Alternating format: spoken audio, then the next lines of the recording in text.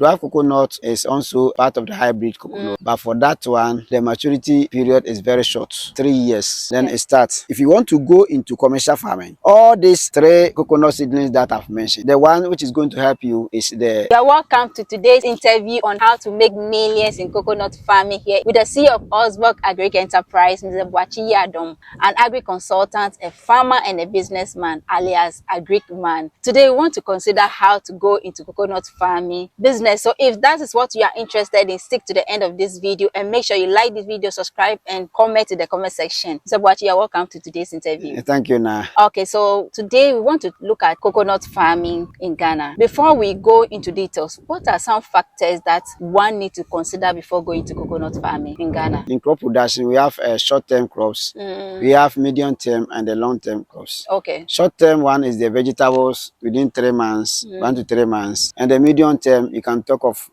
4 to 6 months, like yam and other things. They are the medium term. Okay. 1 year, 6 months to 1 year. And the long-term crop production is the cash crops, okay, which include coconut, cashew, coffee, cocoa, and so on. So coconut is one of the cash crop, and it's a long-term crop production. Okay. Meaning that it's from 3 years going. Okay. Before you can get any revenue or any expected yield. And nowadays, it's a new generation business.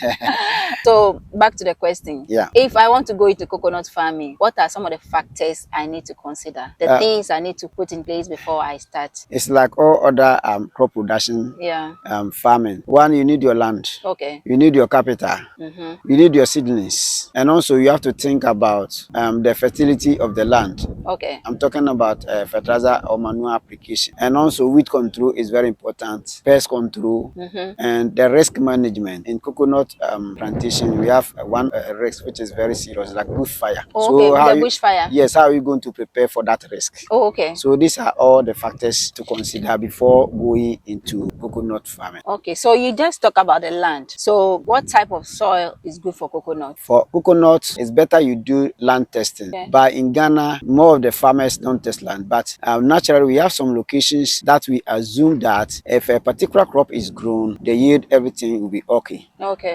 That's why I call it natural land testing. You see, in Ghana, apart from 3 northern regions, I think all other regions is good for coconut. Oh, okay. And also, a land that has been used for oil plantation. Any land that you can use for oil plantation, okay, that like means palm oil is good for coconut. Okay. And also coastal areas. You see, that's why the coastal areas, coconut is good. A central region, that coastal areas is good. And also some loamy soil and forest areas. When it's good for oil plantation, or you can use that land to cultivate orange. Okay.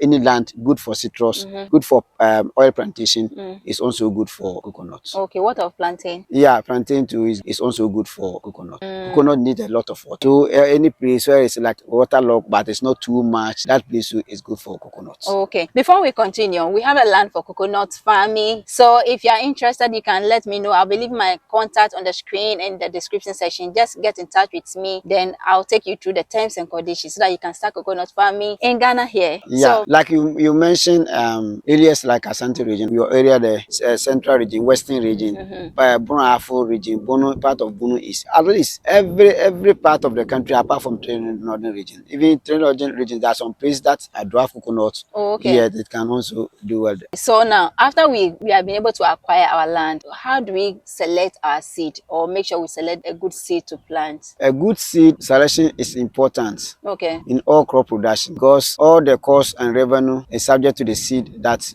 you choose. Okay. So in coconut production too, we have a type of seed. We have the local one. Local one is the long one. When you plant that one for almost getting to 10 years before it starts bearing fruit. At times 6-7 years. That is the old ones. Very tall. That one is there. Okay. And nowadays we have hybrid coconut. Hybrid coconut too is from 4 years going. What has come again is the dwarf coconut. Dwarf coconut is also part of the hybrid coconut. But for that one, the maturity period is very short, 3 years. Then it starts. If you want to go into commercial farming, all these 3 coconut seedlings that I've mentioned, the one which is going to help you is the hybrid one.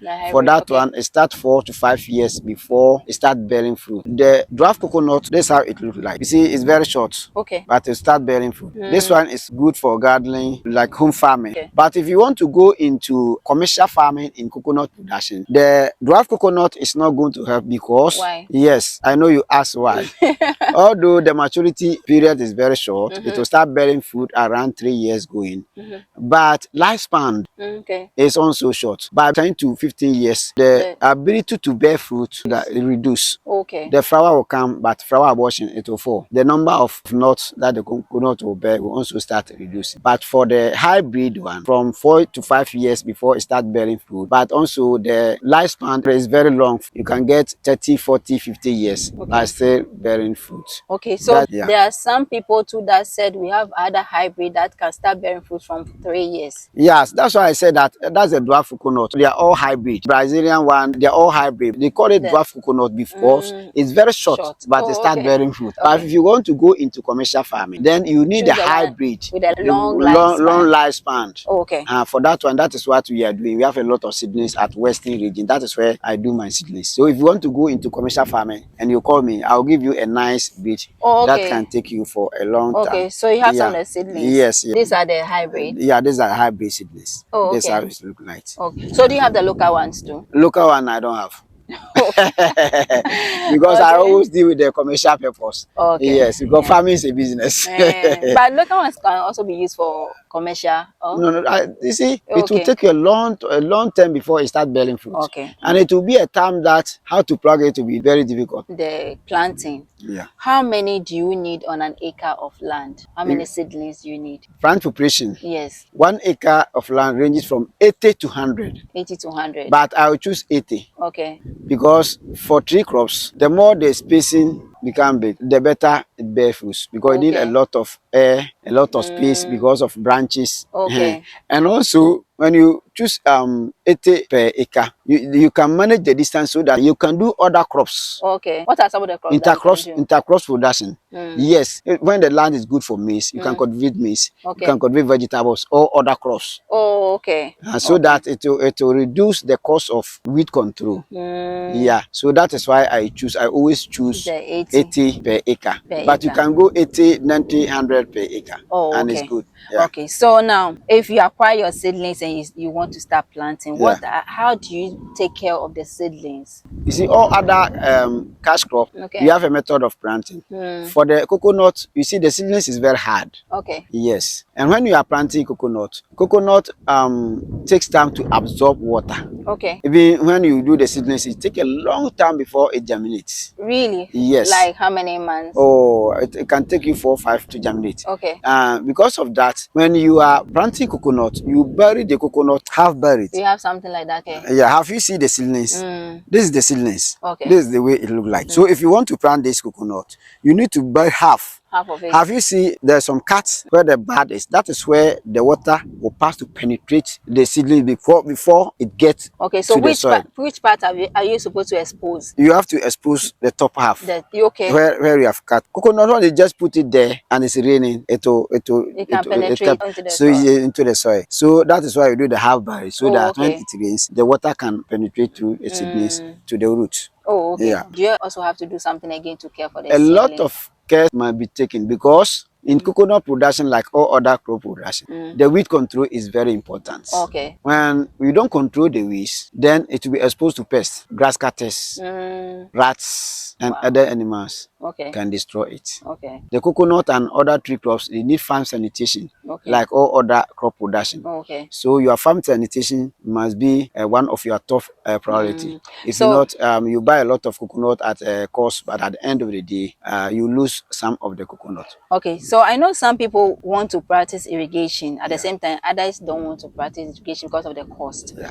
Which one is the best? If you plant without irrigation, will it affect the growth of the coconut? Since you said coconut like water. One thing is the timing of planting is important. Okay. The first year of planting, that is where the timing and the date is important. When you choose April, May, you get rains April, May, June, July, August, September.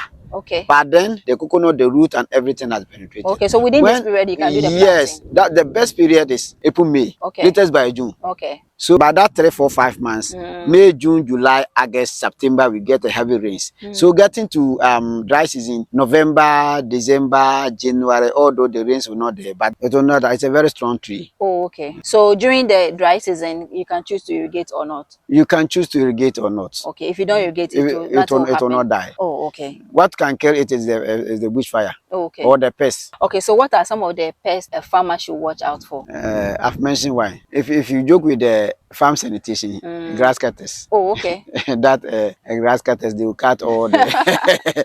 Will it germinate again? It depends on where you cut it.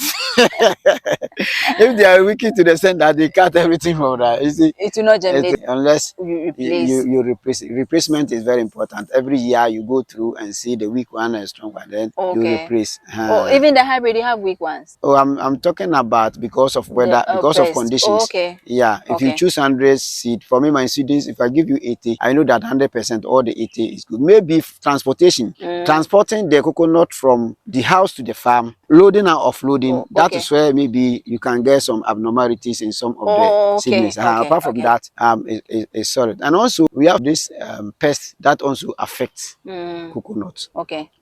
For that one to they chew the middle of the coconut. So for that one to you have to watch. As soon as you see that sign, then we have some contact chemicals that you use to spray so that they cannot destroy the coconut plantation. Okay. So currently, how much is a seed? Coconut seedlings. I know it differs from place to place. It differs, but at least 20 cedis per seedlings. Oh, yes. Okay. Okay. That is my cost. But if you buy more, I can give you some few discounts. Oh, okay. But basically, please make sure you patronize so that you get a discount. When you tell Mr. Boachi you're coming from Expert Africa, he promised to give you a discount. So that you can be able to get a discount. And also, coconut, like all other seedlings and all other plants or other crops, fertilizer or manure application also comes in. But in coconut production, I advise my farmers, if they will apply even fertilizer, it should be more of manure than the inorganic, because inorganic fertilizers are very expensive. And in coconut production, even the short-term one like the dwarf coconut, it will take you 3 years before you start getting few revenue. Okay. So if you take inorganic fertilizers for application, it will cost you a lot. But the manure, we have a best manure for coconut, which is the green fat. Oh, okay. Yeah, the one I showed to you, we have that one. We have it here. Yeah, we have it here. The green fat is a very rich manure from Germany, and it's good for all other crops, particularly tree crops. Oh, okay. And coconut fertilizer application or manure application and all other trees is different from that of